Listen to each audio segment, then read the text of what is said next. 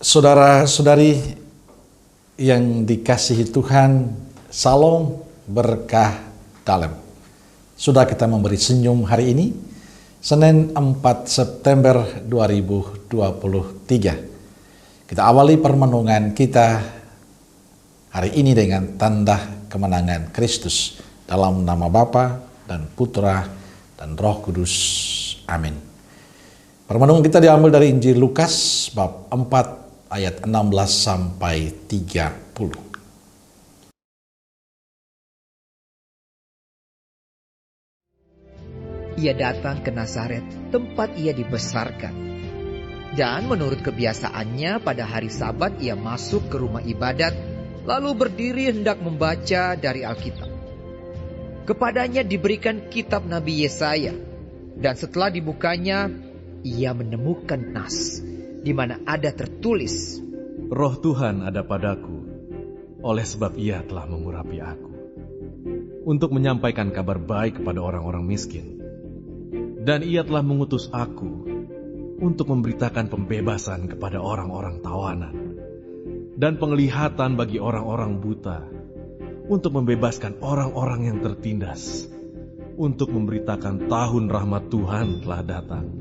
Kemudian ia menutup kitab itu, memberikannya kembali kepada pejabat, lalu duduk, dan mata semua orang dalam rumah ibadat itu tertuju kepadanya.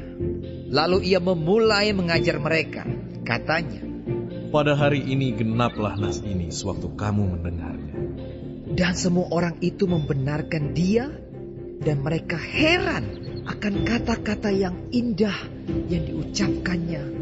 Lalu kata mereka, bukankah ia ini anak Yusuf? Maka berkatalah ia kepada mereka, tentu kamu akan mengatakan pepatah ini kepadaku, hai tabib, sembuhkanlah dirimu sendiri. Perbuatlah di sini juga, di tempat asalmu ini, segala yang kami dengar yang telah terjadi di Kapernaum. Dan katanya lagi, aku berkata kepadamu, sesungguhnya tidak ada nabi yang dihargai di tempat asalnya. Dan aku berkata kepadamu, dan kataku ini benar, pada zaman Elia terdapat banyak perempuan janda di Israel, ketika langit tertutup selama 3 tahun dan 6 bulan, dan ketika bahaya kelaparan yang hebat menimpa seluruh negeri. Tetapi Elia diutus bukan kepada salah seorang dari mereka, melainkan kepada seorang perempuan janda di Sarfat, di tanah Sidon. Dan pada zaman Nabi Elisa, banyak orang kusta di Israel, dan tidak ada seorang pun dari mereka yang ditahirkan, selain daripada Naaman, orang Syria itu. Mendengar itu sangat marahlah semua orang yang di rumah ibadat itu. Mereka bangun, lalu menghalau Yesus keluar kota dan membawa dia ke tebing gunung, tempat kota itu terletak, untuk melemparkan dia dari tebing itu. Tetapi ia berjalan lewat dari tengah-tengah mereka, lalu pergi. Saudaraku yang dikasihi Tuhan, bacaan Injil hari ini tentang Yesus kembali ke kampung halamannya di Nazaret. Di tempat asalnya itu Yesus masuk ke rumah ibadat dan mengajar di sana. Saat itu Yesus mempertegas identitas dirinya seperti yang diwartakan Nabi Yesaya. Roh Tuhan ada padaku, sebab aku diurapinya untuk menyampaikan kabar baik kepada orang-orang miskin. Dan aku diutusnya memberitakan pembebasan kepada orang-orang tawanan, penglihatan kepada orang-orang buta, serta membebaskan orang-orang yang tertindas. Aku diutusnya memberitakan bahwa tahun rahmat Tuhan telah datang.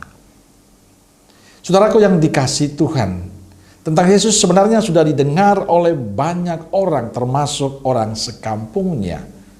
Apa yang dilakukan Yesus, yang diwartakan Yesus, perbuatan baik Yesus sebenarnya sudah dikenal, diketahui oleh mereka.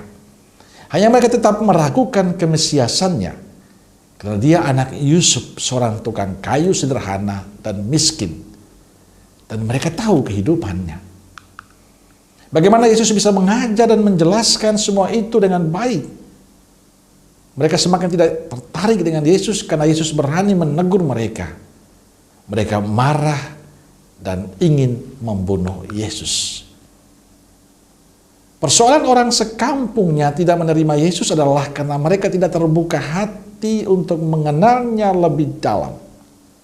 Mereka sudah terlalu jauh menyimpulkan kehidupan Yesus dan keluarganya. Mereka hanya melihat Yesus sebagai anak Yusuf, seorang tukang kayu sederhana dan tergolong miskin. Dan itu tidak mempengaruhi kehidupan mereka. Karena itulah mereka semakin menolak Yesus.